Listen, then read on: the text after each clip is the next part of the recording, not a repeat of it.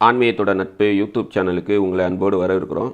இன்றைக்கி வந்து பார்த்திங்க அப்படின்னா நம்ம கொல்லூர் மூகாம்பிகை கோயிலுக்கு வந்திருக்கோம். இப்போ வந்து கொல்லூர் பேருந்து நிலையத்திலேருந்து நம்ம வந்து மூகாம்பிகை அன்னை ஆலயத்துக்கு வந்து நம்ம நடந்து சென்றுட்ருக்கோம். இந்த ஆலயம் எங்கே இருக்குதுன்னு சொல்லி பார்த்திங்க அப்படின்னா மங்களூர்லேருந்து சுமார் 140 கிலோமீட்டர் தொலைவில் தான் வந்து காணப்படுது. சௌபர்ணிகா ஆறு ஓரக்கூடிய அந்த பகுதியில் தான் வந்து இந்த ஆலயமானது காணப்படுது. இந்த சௌபர்ணிகா ஆறு வந்து பார்த்திங்கன்னா 64 அருவிகளிலிருந்து வரக்கூடிய நீர் வந்து இந்த ஆற்றுல வந்து தீர்த்தமாக வந்து கலக்கிறதா ஐதீகம். இந்த சௌபர்ணிகா ஆற்றுல வந்து நம்ம நீராடுறப்ப சகல விதமான நோய்கள் வந்து நம்மை விட்டு நீங்கிறதா ஐதீகம்.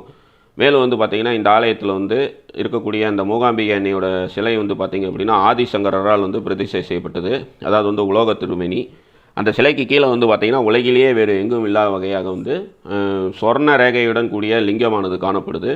கோயிலுக்கு வரத்துக்கு வந்து பார்த்திங்கன்னா கர்நாடகா கவர்மெண்ட் பஸ் பார்த்திங்கன்னா இந்த மாதிரிலாம் வந்து காணப்படுது. இந்த இடத்துல இருந்து நம்ம கோயில் வந்து நடந்து செல்லக்கூடிய தொலைவில் தான் இருக்குது. பேருந்து நிலையத்திலேருந்து பார்த்திங்க அப்படின்னா கோயில் வந்து சுமார் ஒரு 1/2 கிலோமீட்டர் தூரம் தான். ஆட்டோ வசதியும் வந்து இருக்குது கோயில் வாயில் வரை வரத்துக்கு. இங்கே வந்து தங்கறதுக்கு நிறையா லாட்ஜி இதெல்லாம் வந்து இருக்குது, உணவகங்களும் இருக்குது. அதனால் வந்து இங்கே வந்து நம்ம நல்லா தங்கியிருந்து சுவாமி தரிசனம் வந்து செய்யலாம்.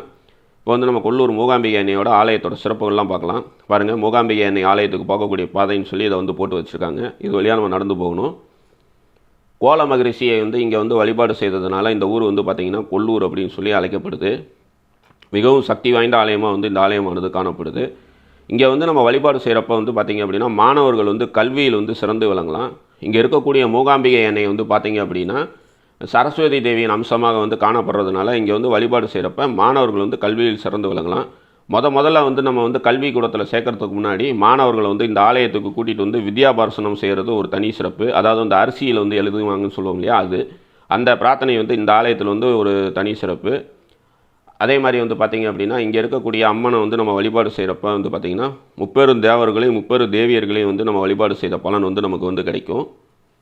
எங்களுக்கு வந்து ஒரே நாள் தான் லீவ் இருந்தது அப்படிங்கிறனால இன்றைக்கி வந்து மூகாம்பிகை அன்னையோட ஆலயத்தை மட்டும்தான் தரிசனம் பண்ணியிருக்கோம். இங்கே வந்து பார்த்திங்கன்னா குடஜாத்ரி மலைன்னு ஒன்று இருக்குது. ஆதிசங்கரருக்கு வந்து மூகாம்பிகை அன்னை வந்து காட்சி அளிச்ச இடம். அதே மாதிரி வந்து சௌபர்ணிகா நதி இருக்குது. இதெல்லாம் வந்து இன்னொரு காணொலியில் வந்து நான் மறுபடியும் கொல்லூருக்கு வந்து சிறப்பான முறையில் வந்து இன்னமும் வந்து நம்ம பார்க்கலாம். நிறையா விஷயங்கள் வந்து அதிலலாம் இருக்குது. இப்போதைக்கு கோயில் வரலாறு மட்டும் இந்த வீடியோவில் பார்ப்போம். மீண்டும் ஒரு முறை கொல்லூர் மூகாம்பிகை அன்னை ஆலயத்துக்கு வந்து மேலே, அதாவது வந்து மலைக்கு மேலே வந்து சொல்லணும். இங்கேருந்து 4500 அடி உயரம் இங்கே மூகாம்பிகை அன்னை ஆலயத்திலிருந்து. அங்கே போகிறதுக்கு வந்து பார்த்திங்கன்னா ஜீப் வசதி காணப்படுது. மிகவும் கரடு முரடான பாதையாக வந்து காணப்படும். ஆதிசங்கரருக்கு வந்து அன்னை வந்து அந்த மலை மேலே தான் வந்து காட்சி அளித்தாங்க. நம்ம வந்து இன்னொரு காணொலியில் வந்து அந்த மலைக்கு போகிறதையும் அதே மாதிரி வந்து இந்த சௌபர்ணிகாரை பற்றியும் நம்ம வந்து விரிவான முறையில் வந்து 2 காணொலிகளாக வந்து காணலாம். இந்த சௌபர்ணிகா நதியில் தான் வந்து பார்த்திங்கன்னா கருட பகவான் வந்து வழிபாடு செய்து தனது அன்னைக்கு ஏற்பட்ட அந்த சாபங்களை வந்து நீக்கிக்கிட்டார். கருடன் அமர்ந்து தவம் செய்த குகை வந்து பார்த்திங்க அப்படின்னா அந்த சௌபர்ணிகா ஆற்றுக்கு அருகிலே வந்து காண கிடைக்கிறது ஒரு தனி சிறப்பு. மிகவும் சக்தி வாய்ந்த ஆலயமாக வந்து காணப்படுது. இந்த ஆலயத்தில் திருவிழான்னு சொல்லி பார்த்திங்க அப்படின்னா பங்குனி உத்தரத்தன்று கொடியேற்றி பங்குனி மூலத்தப்போ பார்த்திங்க அப்படின்னா தேரோட்டம் வந்து நடைபெறும்.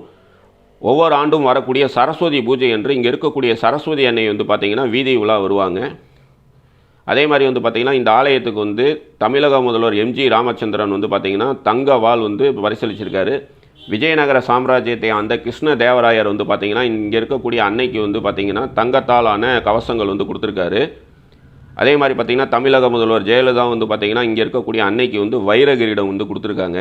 இசைஞானி இளையராஜா வந்து பார்த்திங்க அப்படின்னா ஒவ்வொரு ஆண்டும் வந்து இங்கே இருக்கக்கூடிய அன்னையை வந்து தவறாத வழிபாடு செய்துட்டு போவாங்க. கலைத்துறையில் இருக்கக்கூடிய அன்பர்கள் வந்து இங்கே இருக்கக்கூடிய இந்த அன்னையை வந்து வழிபாடு செய்கிறப்ப அவங்க வந்து கலைகள் வந்து சிறந்து விளங்கலாம். அதே மாதிரி கல்வி கற்கக்கூடிய மாணவர்கள் வந்து இங்கே இருக்கக்கூடிய மூகாம்பிகை அன்னையை வந்து வழிபாடு செய்கிறது தனி சிறப்பு. இந்த ஆலயத்துக்கு வந்துட்டு போனாலே மனம் வந்து அவ்வளோ அமைதியான முறையில் வந்து காணப்படும். இப்போ வந்து நம்ம வந்து மூகாம்பிகை அன்னையோட முகப்பு பகுதிக்கு நம்ம வந்துட்டோம். இதுதான் வந்து மூகாம்பிகை அன்னையோட முகப்பு பகுதி. சுமார் 1200 ஆண்டுகள் பழமையான ஆலயமாக வந்து இந்த ஆலயமானது காணப்படுது. இப்போ அங்கே நம்ம கோயிலுக்குள்ளார போயிட்டு இங்கே அருள் பாலிக்கக்கூடிய மூகாம்பிகை அன்னையை வந்து தரிசனம் பண்ணலாம். பாருங்கள், மூகாம்பிகை அன்னை சன்னதி அப்படின்னு வச்சுருக்காங்க. இந்த ஆலயத்துக்கு வரோம் அப்படின்னா எப்பயுமே வந்து மழை பெஞ்சிக்கிட்டே தான் இருக்கும். மலைப்பகுதியில் வந்து இந்த ஆலயம் இருக்கிறனால இங்கே வந்து கிளைமேட் பார்த்திங்கன்னா நல்லா ஜில்லுன்னு ரொம்ப அருமையான முறையில் வந்து காணப்பட்டது.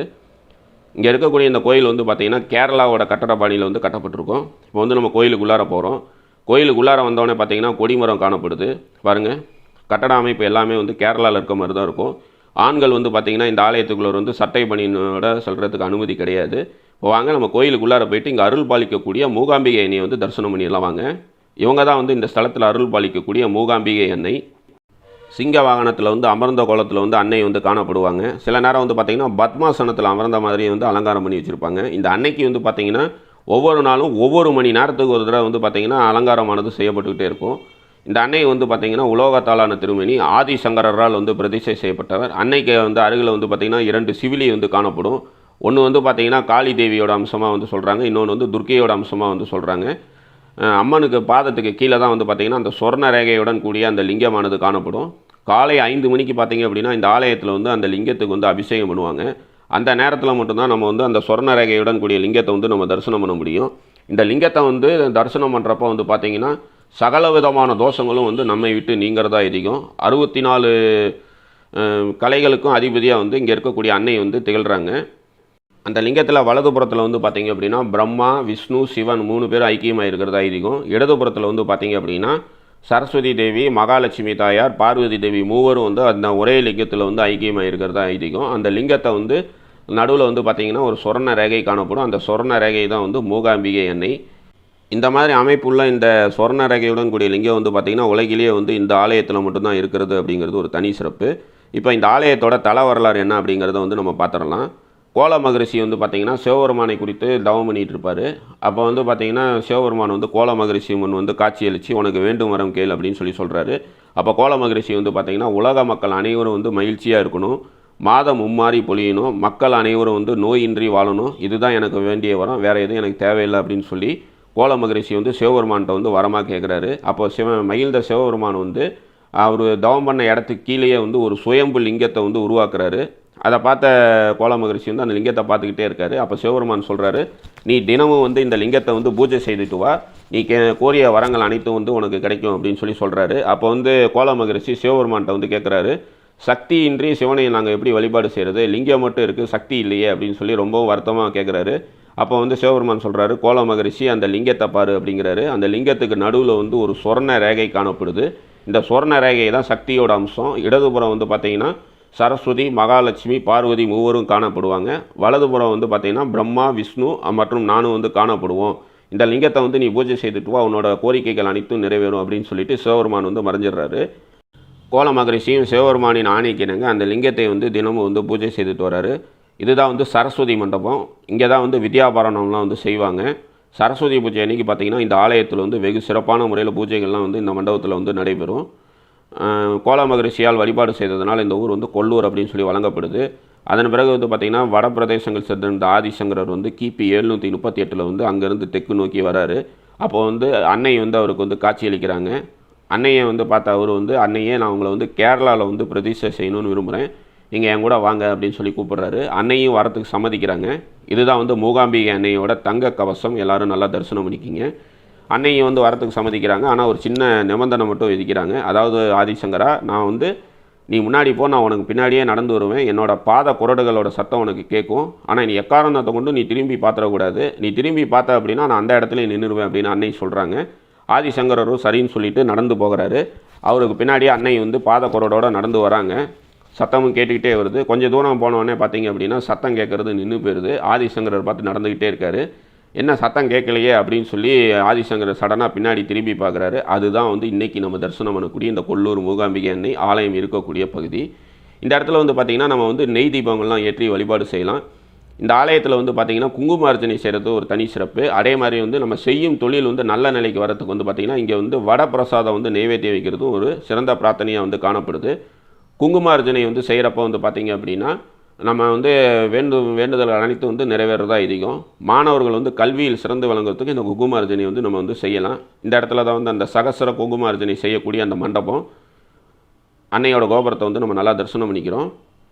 ஆதிசங்கரர் வந்து மிகவும் மனம் வருந்தி, அன்னையே நான் உங்களை கேரளா கூட்டிகிட்டு போகணும்னு நினச்சேன், ஆனால் நீங்கள் இங்கேயே இருந்துட்டீங்களே அப்படின்னு சொல்கிறாரு. அப்போ தான் அன்னை சொல்கிறாங்க, இதுதான் வந்து கோல மகரிஷி வழிபாடு செய்த சொர்ண ரேகையுடன் கூடிய லிங்கம். இந்த லிங்கத்துக்கு பின்னாடி வந்து நான் இருக்கணும்னு நினைக்கிறேன், அதனால் எனக்கு இங்கே ஒரு ஆலயத்தை பிரதிஷ்டை செய்யி, நான் வந்து கேரளாவில் இருக்கக்கூடிய சோட்டானிக்கரை பகவதி அன்னை ஆலயத்துக்கு தினமும் காலையில் வந்து தரிசனம் தருவேன் அப்படின்னு சொல்லி ஆதிசங்கரர் வந்து அன்னை வந்து சமாதானப்படுத்துகிறாங்க. அதன் பிறகு வந்து பார்த்திங்கன்னா அன்னையை வந்து தனக்கு தோன்றிய அந்த காட்சியை மையமாக வைத்து ஆதிசங்கரால் பிரதிஷ்டை செய்யப்பட்ட அந்த விக்கிரகம் தான் வந்து இன்றைக்கி வந்து நம்ம கொல்லூரில் தரிசனம் பண்ணக்கூடிய அந்த மூகாம்பிகை அன்னையோட ஆலய சிலையானது காணப்படுது. அதற்கப்புறமேட்டு பார்த்தீங்க அப்படின்னா ஆதிசங்கரர் வந்து இங்கே மூகாம்பிகை அன்னையை பிரதிஷ்டை செய்துட்டு மூகாம்பிகை அன்னை சன்னதிக்கு பின்னாடி வந்து பார்த்திங்கன்னா தியானத்தில் வந்து அமர்ந்திருப்பார். அந்த இடத்துல வந்து பார்த்திங்கன்னா ஆதிசங்கரர் தவம் பண்ண இடத்த வந்து இன்னமும் வந்து பாதுகாப்பாக வச்சுருக்காங்க. ஆலயத்தை வந்து தரிசனம் பண்ணிவிட்டு நம்ம வெளியில் வரப்போ இரவு நேர பூஜையின் போது அந்த சிவிலி வந்து இந்த ஆலயத்தில் வந்து ஊர்வலமாக எடுத்து செல்லப்படும். அந்த காட்சி வந்து நமக்கு காண கிடச்சிது. இந்த ஊர்வலம் வந்து பார்த்திங்கன்னா 3 முறை வந்து இந்த ஆலயத்தை வந்து வலம் வருவாங்க. அதன் பிறகு வந்து பார்த்திங்கன்னா அன்னை வந்து ஆதிசங்கரருக்கு வந்து கஷாயம் பிரசாதம் கொடுத்தாங்கன்னு நம்ம ஏற்கனவே பார்த்தோம் இல்லைங்களா, அந்த கஷாயத்தை வந்து பக்தர்களான நமக்கு வந்து வழங்குவாங்க. அதாவது வந்து பார்த்திங்கன்னா ஆதிசங்கரர் ஒரு தடவை வந்து இங்கே இருக்கக்கூடிய அன்னையை வந்து வழிபாடு செய்து, அதாவது தியானத்தில் அமர்ந்து வழிபாடு செய்துட்டு அவரால் எந்திரிக்க முடியல. அப்போ வந்து பார்த்திங்கன்னா அன்னை வந்து தன் கரங்களால் வந்து ஆதிசங்கரருக்கு வந்து கஷாயம் வைத்து கொடுத்தாங்க. அந்த கஷாயத்தை சாப்பிட்டதுக்கப்புறம் பார்த்திங்க அப்படின்னா ஆதிசங்கரர் வந்து உடனே எந்திரிச்சார். இன்றைக்கும் வந்து பார்த்திங்கன்னா இந்த ஆலயத்தில் இரவு 9 மணிக்கு வந்து அன்னையிடமிருந்து பிரசாதமாக பக்தர்களுக்கு வந்து அந்த கஷாயமானது வழங்கப்படுது. அந்த கஷாயத்தை வந்து நம்ம வந்து உட்கொள்ளும் பொழுது பார்த்திங்க அப்படின்னா சகல விதமான நோய்களும் வந்து நம்மை விட்டு நீங்கிறதா ஐதீகம். இப்போ வந்து பார்த்திங்கன்னா அன்னையோட இந்த சிவிகை வந்து இந்த ஆலயத்தில் வந்து ஊர்வலமாக வந்து செல்வது. இதை வந்து நம்ம சேனலில் வந்து கண்டுகளிக்கிறது நம்ம செய்த பெரும் பாக்கியம். இரவு 9 மணிக்கு பார்த்திங்கன்னா தினமும் வந்து இந்த பூஜையானது நடைபெறுது. வாங்க அந்த சிவிகை வந்து ஊர்வலம் செல்றதெல்லாம் நம்ம வந்து கண்டுகளிக்கலாம். ஆதிசங்கரர் வந்து பார்த்திங்கன்னா இங்கே இருக்கக்கூடிய மூகாம்பிகை அன்னையை வந்து சரஸ்வதியாக பாவித்து வணங்கி கலாரோகணம் பாதி அருள் பெற்ற ஸ்தலமாக வந்து இந்த ஆலயமானது வந்து காணப்படுது. இங்கே இருக்கக்கூடிய அன்னையை வந்து நம்ம வழிபாடு செய்கிறப்ப நம்மளோட வேண்டுதல் அனைத்தும் வந்து விரைவில் வந்து நிறைவேறதா ஐதீகம். பாருங்கள், இந்த மாதிரி வந்து ஆலயத்தை வந்து 3 முறை வந்து வலம் வருவாங்க. வலம் வந்ததுக்கப்புறமேட்டு இதை சிவிகையை கொண்டு போய் ஆலயத்துக்குள்ளார வச்சுட்டு நம்ம வந்து எதிர்பார்த்துட்டு இருந்த அந்த கஷாய பிரசாதமானது இங்கே வந்து வழங்கப்படும். சிவிகை, அதாவது அம்மனை வந்து எல்லோரும் நல்லா தரிசனம் பண்ணிக்கிங்க. அந்த மூலவருக்கு அருகில் இருக்கக்கூடிய சிவிகை அம்மன் வந்து இவங்க தான். உங்களை வந்து நம்ம எல்லோரும் நல்லா தரிசனம் பண்ணிக்கலாம். நம்ம போயிருந்த அன்றைக்கி இரவு வந்து இந்த தரிசனமானது நமக்கு வந்து காண கிடச்சிது. இதையும் வந்து நம்ம நல்லா தரிசனம் பண்ணிக்கிறோம். மேலும் வந்து பார்த்திங்கன்னா இங்கே இருக்கக்கூடிய கொல்லூர் மூகாம்பிகை சேத்திரம் வந்து பரசுராமரால் உருவாக்கப்பட்ட சேத்திரமாக வந்து காணப்படுது. மூலவர் சன்னதியை வந்து தரிசனம் பண்ணிவிட்டு ஆலயத்தோட உள்பிரகாரத்தை சுற்றி வரையில் பார்த்திங்கன்னா ஒரு சர்ப்பத்தோட வெள்ளி சிலையானது காணப்படும். அங்கெல்லாம் வந்து நமக்கு வந்து புகைப்படம் எடுக்க அனுமதி கிடையாது. அந்த வெள்ளி சர்ப்ப சிலையை வந்து நம்ம தொட்டு வழிபாடு செய்கிறப்ப வந்து பார்த்திங்கன்னா ராகு கேதுவால் ஏற்படக்கூடிய தோஷங்கள்லாம் நம்ம விட்டு நீங்கிறதா இருக்கும். அதன் அருகிலே வந்து பார்த்திங்கன்னா ஆதிசங்கரர் வந்து அமர்ந்து தியானம் செய்த இடமானது காணப்படுது. அங்கே உட்காந்து நம்ம தியானம் செய்தோம் அப்படின்னா நம்மளோட மனம் வந்து பார்த்திங்கன்னா ரொம்ப அமைதியான முறையில் வந்து காண கிடைக்குது. சரஸ்வதி பூஜை அன்னைக்கும் ஆயுத பூஜை அன்னைக்கும் கல்வி கற்கக்கூடிய மாணவர்கள் வந்து தவறாமல் இங்கே இருக்கக்கூடிய மூகாம்பிகை அன்னையை வந்து வழிபாடு செய்துட்டு போகிறது மிகவும் சிறப்பு. அதே மாதிரி வந்து இந்த ஆலயத்தில் வந்து பங்குனி மாதம் நடைபெறக்கூடிய அந்த மூல நட்சத்திரத்தன்று நடைபெறக்கூடிய அந்த தேர் திருவிழா வந்து பார்த்திங்கன்னா இந்த ஆலயத்தில் வந்து தரிசனம் செய்யக்கூடிய முக்கிய திருவிழாக்களில் வந்து ஒன்றா காணப்படுது. அந்த அர்த்தஜாம பூஜைன்னு சொல்கிறோம் இல்லைங்களா, அதுதான் இது. அர்த்தஜாம பூஜை முடிஞ்சதுக்கப்புறம் அந்த சாமியோட சிவிகையை வந்து இந்த மாதிரி 3 தடவை ஆலயத்தை வந்து சுற்றி மேலதாளங்கள் முழங்க ஆலயத்தை சுற்றி வந்ததுக்கப்புறம் நமக்கு வந்து அன்னையால் வழங்கக்கூடிய அந்த கஷாய பிரசாதமானது கிடைக்கிது.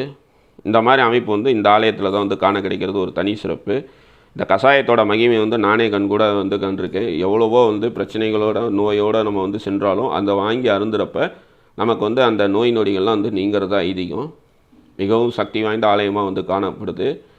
கேரளாவோட கட்டட பாணியில் வந்து இந்த ஆலயமானது காணப்படுது. மேலும் வந்து பார்த்திங்கன்னா ஆதிசங்கரால் உருவாக்கப்பட்ட அந்த முறையிலேயே வந்து இங்கேயே வந்து இன்றைக்கி வந்து பூஜை முறைகள்லாம் வந்து தொடர்ந்துட்டுருக்கு. கேரளாவில் வந்து எந்த மாதிரி பூஜை முறைகள் வந்து ஃபாலோ பண்ணுறாங்களோ அதே முறை தான் வந்து இந்த ஆலயத்துலேயும் வந்து ஃபாலோ பண்ணுறாங்க.